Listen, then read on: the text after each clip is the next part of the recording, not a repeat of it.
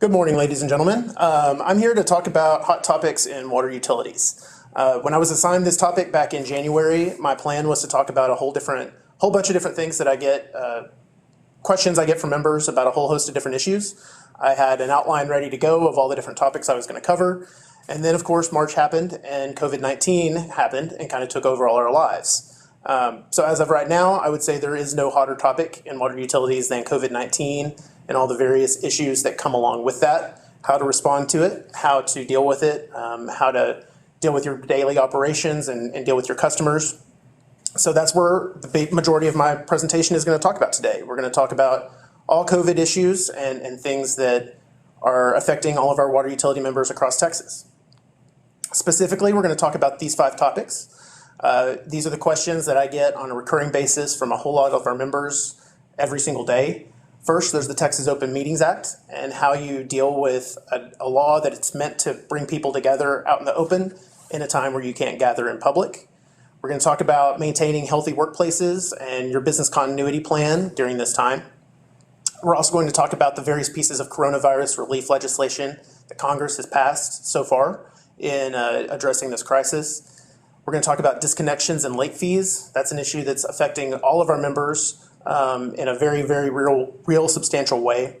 And then finally, we're going to talk about opening your office if you've closed it down in a way that limits your exposure to the virus and potential legal liability and is done in a responsible way in compliance with applicable guidelines and things like that.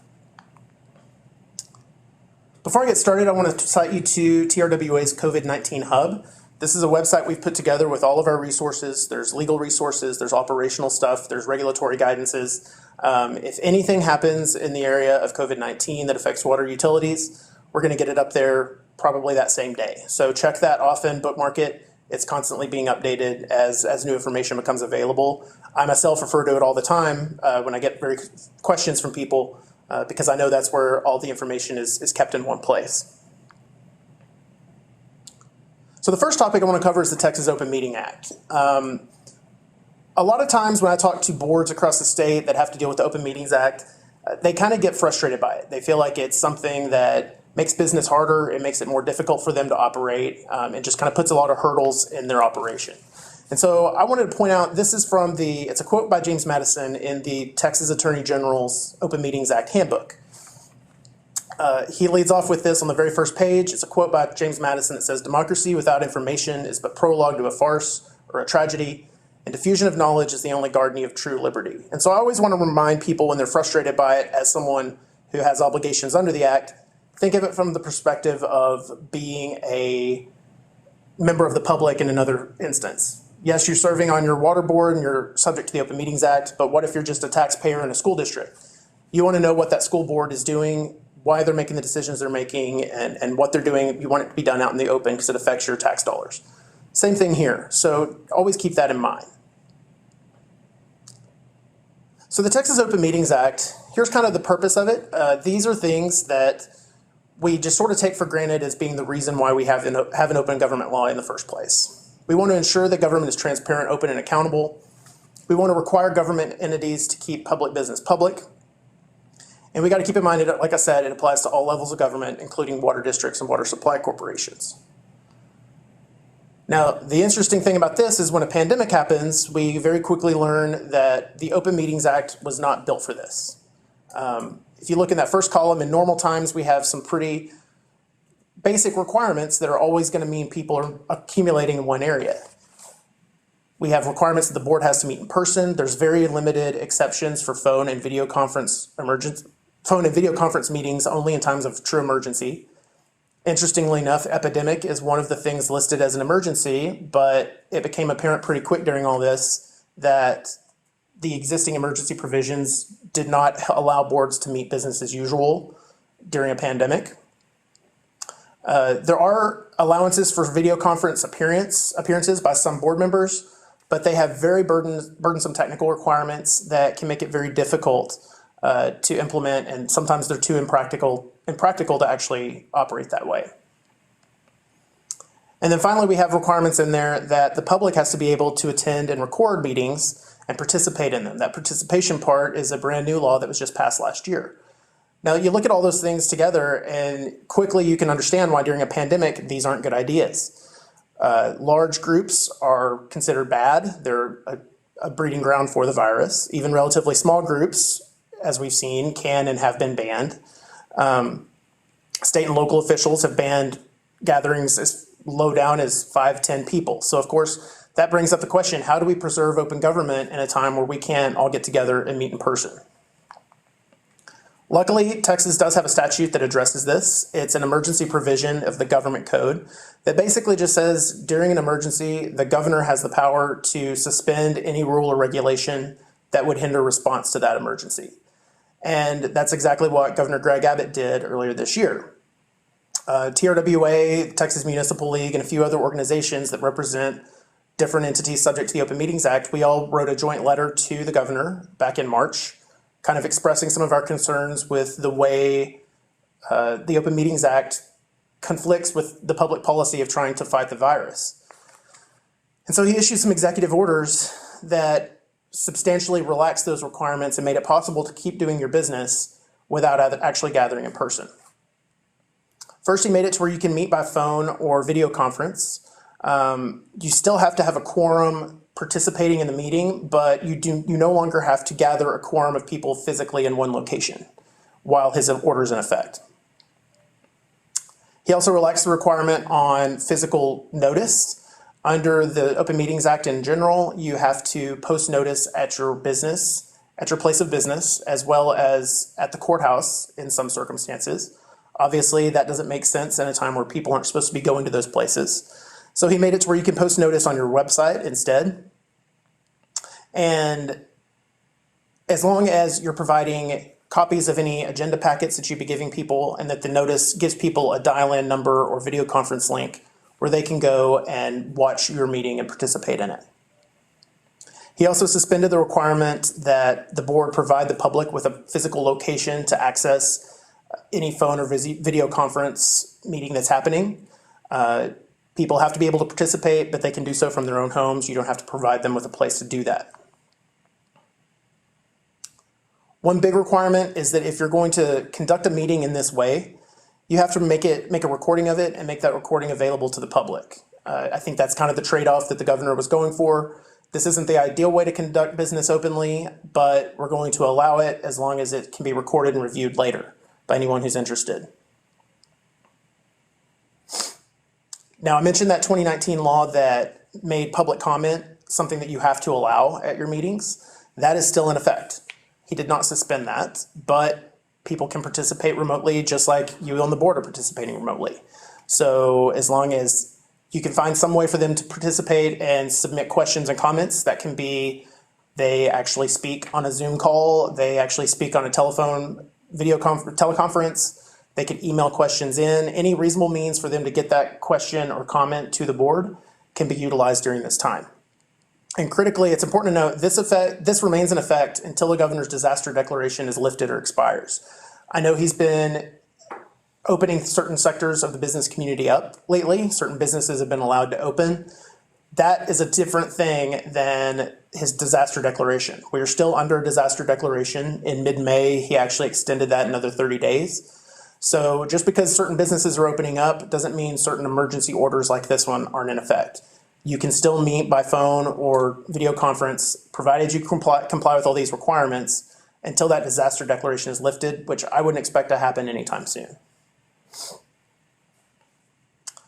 Water supply corporations in particular have asked me a lot of questions about their annual members' meetings. This is the meeting that all nonprofits have to have, where the members come together and vote on their board of directors and any bylaw changes. For water supply corporations, the law says that has to happen between January 1st and May 1st of every year. So as you can imagine, COVID-19 really couldn't have happened at a worse time for a lot of our water supply corporation members. I've been advising systems that all those temporary rules for the Open Meetings Act that I just went over, those are in effect and those apply to your annual members meeting as well. I've been telling folks, have your meeting any way you can if it's possible. This is obviously easier if you have an uncontested election because you don't really have a lot to do at your meeting. You just kind of read your financial reports, Maybe read into the record that you had an uncontested election and new board members have been deemed elected, and you're good to go. But still, even if you have a contested election, some systems have managed to work out social distancing ways of voting. They've encouraged people to vote early, to utilize the mail-in option or the drop-off option to submit their ballots. And for the people who do come in person, they've set up a booth outside where people come out of their car one at a time to vote. They've utilized their drive-through at their office that people pay their bill with. All kinds of creative solutions to where you don't actually gather in a large group to conduct that election. I've also told people if you're going to have your annual meeting, have it, but remove any incentives that you would normally do to draw larger attendance. I know a lot of water supply corporations will have a meal. They might have door prizes, things like that. Cancel those for this year and just make people aware that this is a business meeting only and you're not having those things happen. And then also make any materials that you're going to be talking about at your business meeting, have those available online so that people can look at those during your meeting.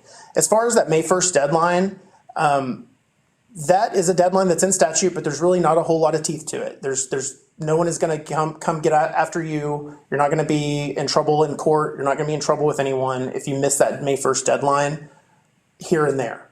It's more of a thing that could be used maybe by the PUC if you're chronically late and missing that window.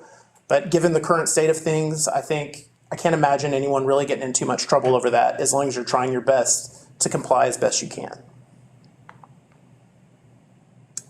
Moving on to our next topic, I'm going to talk a little bit about employment issues and just general business operations during this time. One question I get a lot is, can I send someone home? Can I send an employee home if they're exhibiting symptoms similar to this? And the answer is yes, you can. As long as you think that they pose a threat to your remaining workforce, you absolutely can send that employee home. One interesting question I got was, can an employer measure an employee's temperature during the pandemic? I think during normal times, we would all kind of look at this and say that might be a little bit of an overreach or an invasion of someone's privacy. But the answer is generally yes. During a pandemic, you can. In normal times, this would probably be considered a medical examination that you would have to meet specific requirements for it to be allowed. But in this situation, whenever you're worried that someone might pose a threat to the rest of your workforce, you can measure their temperature to see if they are feeling sick.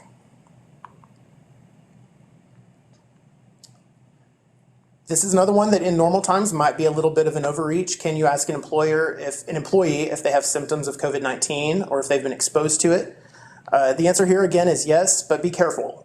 Any answer that they give has to be treated like confidential information. It's medical information that they've given you in confidence, so don't go sharing that with your other employees. I know in a small office, if someone does get sent home, it's pretty obvious who was feeling unwell and who's not there, but still don't tell those details of what they're feeling and what symptoms they're exhibiting to your other employees. One thing that's key to keeping your business operation going in an essential business, which water utilities are, you have to be there, you have to be performing your job no matter what is going on in the rest of the world. You've got to exercise some caution in trying to keep your workforce safe so that you don't all get sick at once. These are some things that, in talking to various utilities across the state, these are some of the things that they've told me that they've been doing to kind of help limit their contact with other people. Some of them have closed their office to the public completely. They're only letting people make payments through a drive-through window. They're just completely restricting access. Others are sort of limiting access to one person at a time. Maybe you call when you get there and wait in your car until the staff comes and calls the customer in. They're also allowing non-essential personnel to work from home. Now, when I say non-essential personnel, I don't mean non-essential in terms that their job isn't essential. I mean in terms of that their presence is not essential. So obviously, if you're the person who's operating the water system, who's going out into the treatment facility, if you're the person who's digging the ditches that the lines go in, those jobs can't be done from home. But if you have office staff, which most of you are, you can definitely limit some contact in that closed environment if you allow anyone who doesn't have to physically be present to do their job from home. And then finally, conduct board meetings and management meetings virtually or outside if possible. I know I had one system tell me that their board met They literally circled all their trucks up in the parking lot and just kind of yelled across at each other. That's fine. It meets all the requirements of the statute, and it gets the job done as long as the public can be there and watch y'all talk in the parking lot. Another question I've got is, can employers require employees to work from home? The answer here is yes, you can absolutely do that, but if you do, you have to give them the equipment they need to do that job. So you have to allow them to take their computer, their workstation home, that sort of thing. One issue in rural areas might be lack of internet, lack of reliable internet. If someone doesn't have reliable internet, you need to try to find some sort of arrangement where they can do their job from home without that. You can't require them to work from home if they don't have the ability to do the job there. On the flip side of that, I get asked, is an employer required to allow an employee to work from home if they want to? The answer here is no, you don't have to. Unless the employee has a disability and they request telework as a reasonable accommodation for that isn't an undue burden on you, the employer, you generally do not have to allow them to work from home. That said, I think one interesting area of litigation that is probably going to come out of all this is going to be when people, about that term disability, about that definition. Does being especially susceptible to COVID-19 count as a disability? If you're in an affected age group, if you have a pre-existing medical condition that makes you more susceptible, that hasn't been addressed yet, and courts will have to wrestle with that question. So I would encourage you, if you have someone who meets one of those criteria, who might not necessarily have a true disability in the traditional sense, but if they might be particularly susceptible to this virus and they request to work from home and they can, I would suggest allowing them to do so until things kind of recover more on a state and national level.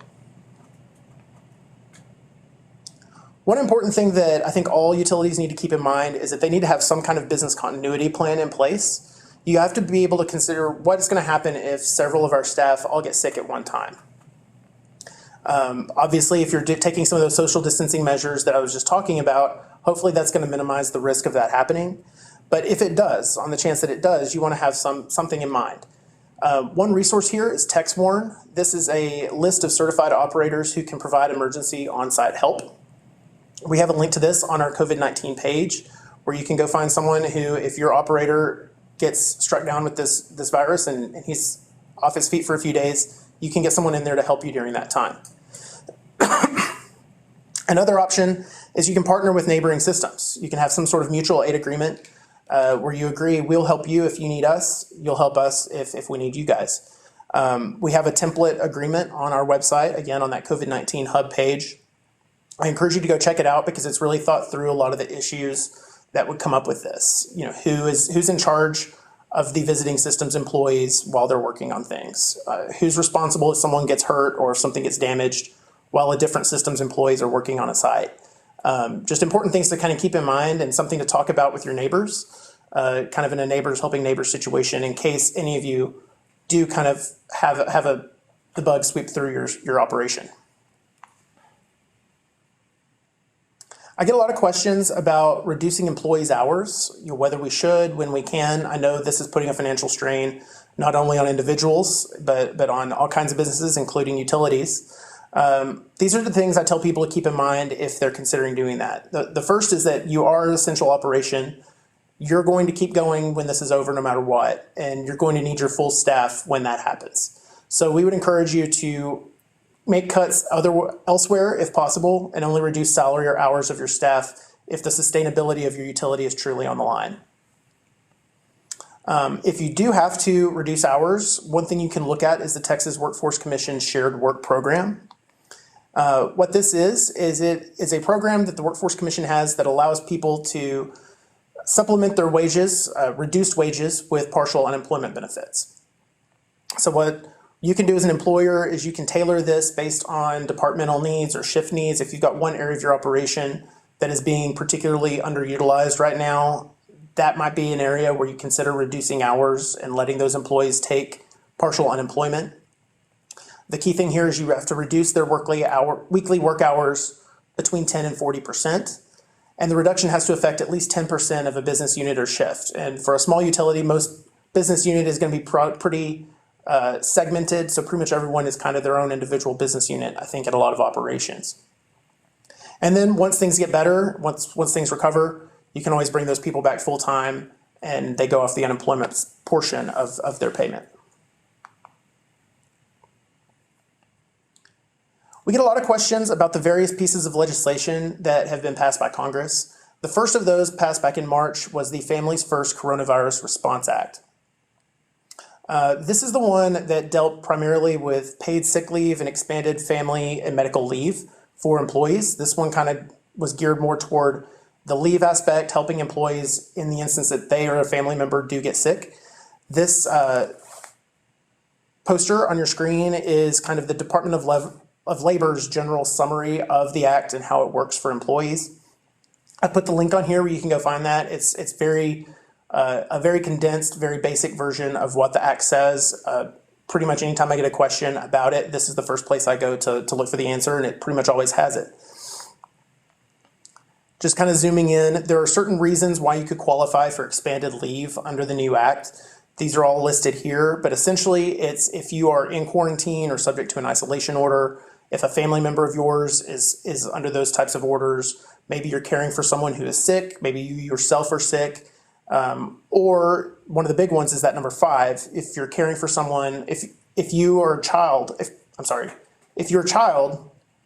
if their school or daycare has been closed for COVID-19 related reasons, that's another reason you can be entitled to some additional leave under the new act. And this is just kind of a general summary of the other section of that poster talking about the type of leave you're entitled to. You're entitled to up to 2 weeks paid at 100% if you're under quarantine or experiencing symptoms. You're entitled up to 2 weeks paid at 2/3 if you're caring for someone in those situations or experiencing substantially similar symptoms as specified by Health and Human Services. And then that last one gives you 12 additional paid sick leave weeks if paid at 2/3 if your child, if their school or daycare is unavailable due to COVID-19. This one in particular, at the time I was preparing this, that one is probably more something that people will be interested in right now. The governor has recently allowed daycare centers to open for non-essential workers, so that might take some people out of being eligible for that otherwise would have been. The other big piece of legislation that we've talked about a lot is the Coronavirus Aid, Relief, and Economic Security, or the CARES Act. This one deals, instead of dealing with leave and those types of issues, this one deals more with money and getting money to people who need it. It provides emergency relief to people who've been laid off or furloughed, and it establishes some funding programs for impacted businesses. Specifically in those programs is the Paycheck Protection Program. This is the one where it is kind of essentially a grant. It applies to agricultural cooperatives, are a new addition. Recently, the USDA Rural Development added agricultural cooperatives as a qualifying entity, and they specified that water supply corporations would be eligible for this program. Initially, the way it was written, it looked pretty apparent that water supply corporations would not be eligible, but some systems were able to apply and receive loans, and after that, Rural Development basically kind of blessed it and said, water supply corporations should be able to get loans under this. While it's described as a loan, it's really kind of more of a grant because it's forgivable if you use it for covering eligible payroll costs. Interesting thing about this one, it's administered directly by your local lenders. So I've had some water supply corporations tell me they were unable to get approved by their bank. So I told them, try another bank. A lot of cases, it kind of depends on who you're talking to and which bank you're dealing with as to whether you're going to get approved. Now, obviously, this is the one that's been in the news a lot. You've probably seen a lot about how funds have been quickly depleted both times they've been approved. I've been encouraging people, talk to your bank, get your application ready in case new funds become available, so you can hit send on that and get that application in right away. The other big piece of legislation that's available for employers is the Economic Injury Disaster Loan. This one's a little bit less attractive than the PPP program because it's not a grant, it's a true loan. It's available to all nonprofits. So this one from the beginning, it was apparent that water supply corporations were eligible for it. It's a non-forgivable loan at 2.75% for up to $2 million. You have a little bit broader discretion of what you can use it for. The PPP is just for payroll purposes. The EIDL you can use for kind of any type of business purpose that you're experiencing due to temporary revenue loss. An interesting component of this one is that you can get a $10,000 grant, and this is a true grant, up front. as soon as you apply and are qualified for it. It does take longer for the loan to fund. I've been told by people who have received this that it might take upwards of a month to actually get the money for this one. I think a big part of that is because it's administered directly through the Small Business Administration. So they're getting thousands of applications from all over the country, and it's taking them a while to work through the backlog. As of right now, they are not accepting new applications in general. They received so many applications initially that when the program was refunded in April, instead of opening it up to new applications, they just started handing out new money to people who'd applied the first time. So they're still kind of working through that first backlog of applications. However, in early May, they did start accepting limited applications from agricultural businesses. It's unclear whether that agricultural business's definition would apply to a water supply corporation. Again, this is one of those situations where I would encourage people who want to try to get this loan, apply for it, and let them make that determination for you. Unfortunately, both of these programs, the PPP and the EIDL, are not available for districts. As political subdivisions, none of these programs have been written to apply to them. I do know that there is currently a piece of legislation working its way through Congress. I believe it recently passed the House that would extend types of funding to local governments, including districts. But we'll have to wait to see if that clears the Senate and gets signed by the president. Probably the biggest issue that I've gotten questions about is the service disconnections issue. And this slide really just kind of shows you that it's a national issue, not just one here in Texas. If you go to Google and look for news stories about utility disconnections, COVID-19, you get article after article after article. And you'll see here, I just kind of copied a few headlines. One's from Arizona, one's from Kansas, and I believe that last one is from Washington State. This is an issue affecting utilities nationwide. What do we do when millions of people are out of work and possibly having trouble paying their bills? Obviously, water utilities, you provide an essential function. People are stuck at home, possibly under quarantine orders or sheltered home orders, and we're all supposed to be washing our hands constantly to battle this virus. So what do you do as the utility? You can't continue providing free water forever, but we want to make sure that people have access to clean, safe water during this time as well. It's a pretty big conundrum that's facing a lot of folks all over the country. Now here in Texas, back at the end of March, the Public Utility Commission, they issued an order on disconnections. This is the order that you've seen referenced in all of our communications on our COVID-19 website if you've been using that. This is the order that I point to if you've called me and asked a question about whether you can disconnect people. I'm always clear to point out, this applies only to investor-owned utilities. Directly. It only applies to for-profit utilities because that's the only people that the PUC has authority over this issue for. But we have advised all utilities, regardless of whether they're a water supply corporation or a district or a city, we've advised them all the best practice here during this time is to not disconnect people's water during this pandemic. And really the reason is it's a very bad look for the utility in the media. It's a bad look at the legislature. I expect the legislature next spring is going to be all COVID all the time with various legislation dealing with our response to this and how we would handle future pandemics.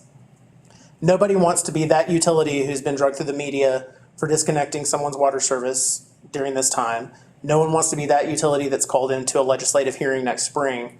So unfortunately, that's just kind of where utilities are left right now, is trying to figure out how to make up for that lost revenue if they can't disconnect. But it really is in the best interest of both your personal utility and probably in the interest of the industry as a whole to hold off on disconnecting until the emergency situation has passed.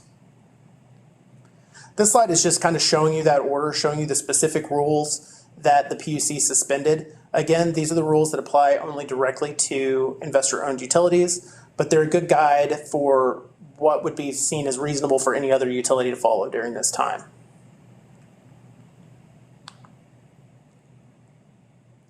So then the question turns to, what do we do if we have customers who can't pay? What we've been telling people is you need to address them on a case-by-case basis and negotiate payment plans with them. Don't disconnect them, but work out to where they can pay anything at all and try to keep that connection on and keep the water moving. We have had situations where people have called me and said, we have this guy who read the PUC's order. He knows that we can't disconnect him right now, and he can pay. He's just decided he doesn't have to because he doesn't want to. Some systems have been requesting proof of actual hardship from people before they will work out a payment plan. So things like maybe showing a layoff notice or confirmation of unemployment benefits, that kind of thing. But also for those kind of customers in particular, remind them that they are still responsible for whatever water they use. And just because you're not disconnecting them now doesn't mean you won't and can't disconnect them when this is all over, if they're not actively making some sort of good faith effort at paying that bill. Hopefully reminding them that they will have to pay that at some point and possibly a lump sum in the future. If they don't pay it now when they can, will kind of stop them from taking advantage of the situation like that. But I think that's the important thing to communicate to people. We're not disconnecting because we understand the essential service that we provide, but you are still responsible for paying that bill eventually. And disconnection rules will eventually come back into play, and we will utilize them when we can. Water supply corporations particularly have found themselves really between a rock and a hard place on a specific issue, and that's renters. As you know, Water Supply Corporation, they only have a relationship with property owners. They do not have a relationship with people renting as tenants. And so in normal times, the owner can always come in and request disconnection of service at that property, even if the renter has kept the account current, because the account is in the owner's name. This is something the renter might have some sort of claim against the owner under landlord-tenant law, but that doesn't affect the utility. For your purposes, in normal times, if someone comes in and says, I want my rent house water turned off, you can and should turn it off. But this puts us in a weird position right now when you're not supposed to be disconnecting water for anybody. So we've advised our WSC members to follow that rule here too. Don't disconnect. You may end up having some sort of small claim suit from the owner in the future, claiming that they didn't want to pay that amount that they were required to pay during that time.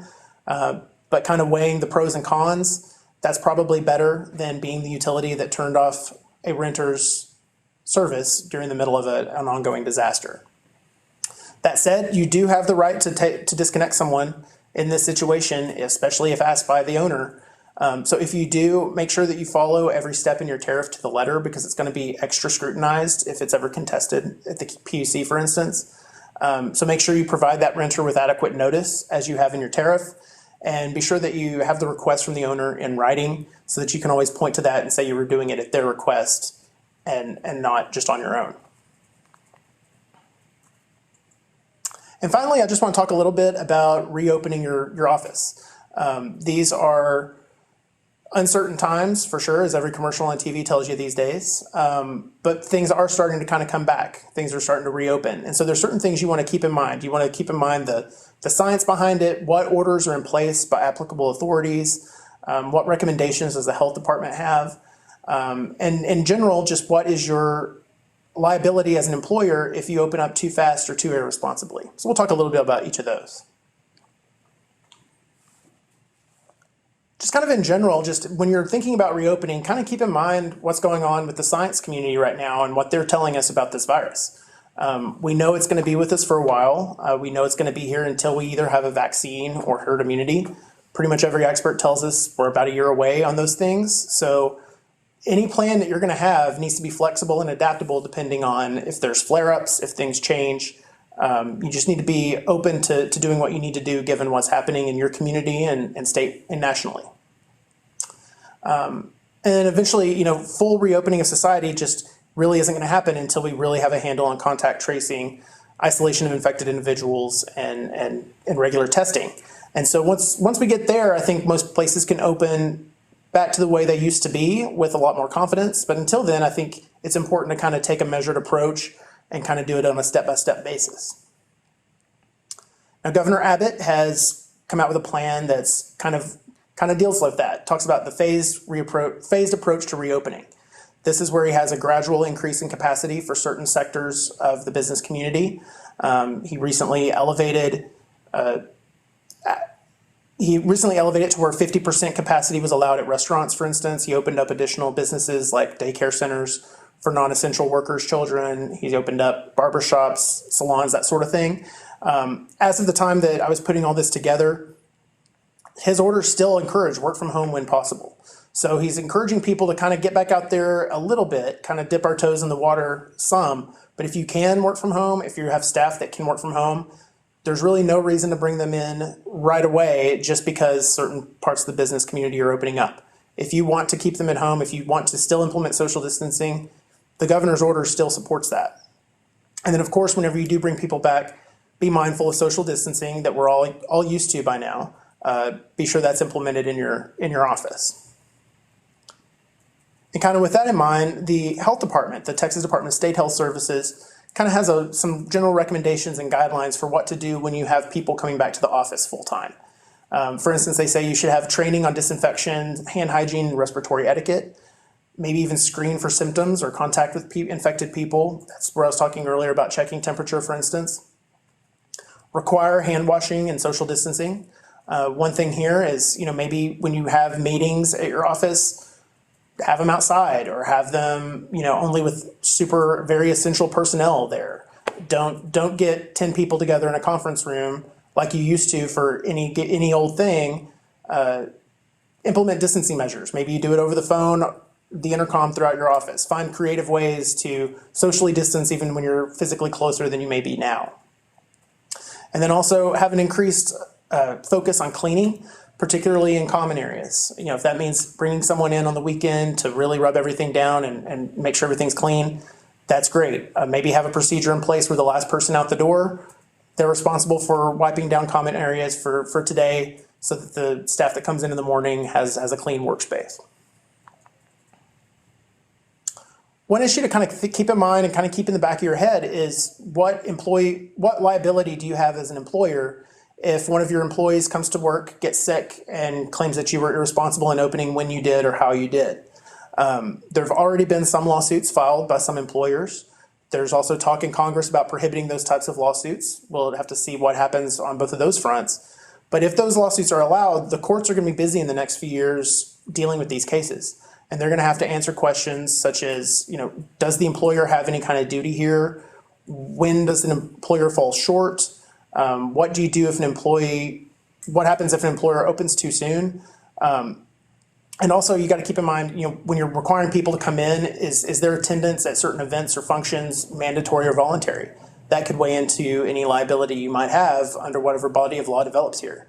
So definitely keep that in mind. And I would really recommend you following those guidelines from the governor and the state health department, because if you're able to point to your reopening scheme, if you are, God forbid, ever sued for something like this, if you can point to the governor's scheme and say we were acting completely within his guidelines when we opened when and how we did, you're going to be in a lot better position than if you got out ahead of him and just opened full force when he was still recommending a more tiered approach.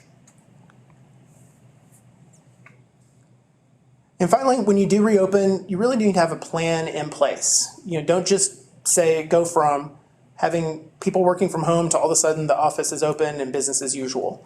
Like I said, follow the recommendations of the governor and state and local officials and consider individuals' needs. One issue I think that's going to be a big one, at least for the next couple of weeks and possibly in the fall, is possible lack of childcare due to school closures or daycare closures. Also, like I said earlier, keep in mind people's age or health risk factors. Maybe make accommodations for them to work from home if you can. And take that phased approach. Some things that have been kicked around in various articles I've read is maybe start with a voluntary return to work. If there's certain employees who are going stir crazy at home and want to come to the office, let them come first. And if others are a little bit more nervous about it, let them keep working from home for a little bit longer. Another thing that I've seen in a few articles is alternating shifts. So maybe you have half your staff is shift A, half your staff is shift B.